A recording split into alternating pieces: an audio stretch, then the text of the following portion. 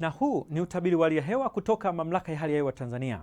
Kwa usiku wa leo, mpenzi mtazamaji, ni matarajio yetu maeneo mengi ya nchi yanatarajiwa na hali ya ukavu na yenye hali ya ubaridi wa wastani, japo kiwango cha chini zaidi cha joto kwa usiku wa leo kinatarajiwa kufikia nyuzi joto 8 katika mkoa wa Njombe.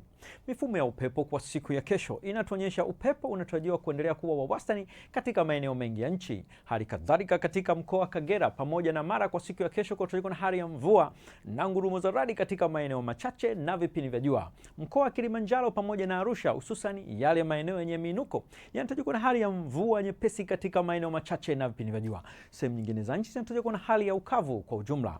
Na sasa tumalizie utabiri wetu kwa kuangalia matarajio ya siku 4 zijazo katika baadhi ya miji kuanzia siku ya kesho kutwa. Jiji la Dar es Salaam linatarajiwa na hali ya mvua kwa tarehe 22 na siku nyingine zikitarajiwa na hali ya mvua nyepesi.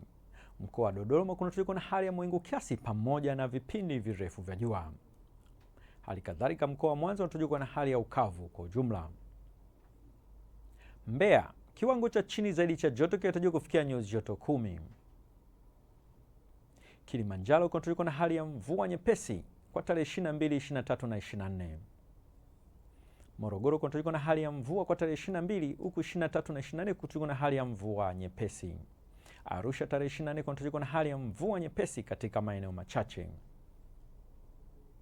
Kabla sijamalizia utabiri huu, ni kuombe mpenzi mtazamaji utembelee katika tovuti ya mamlaka pamoja na mitandao ya kijamii ili kujionea utabiri wa mvua za msimu wa vuli uliotolewa na Mamlaka ya Hali ya Hewa Tanzania tarehe 18 Agosti 2026. Asante na nikutakie wakati mwema.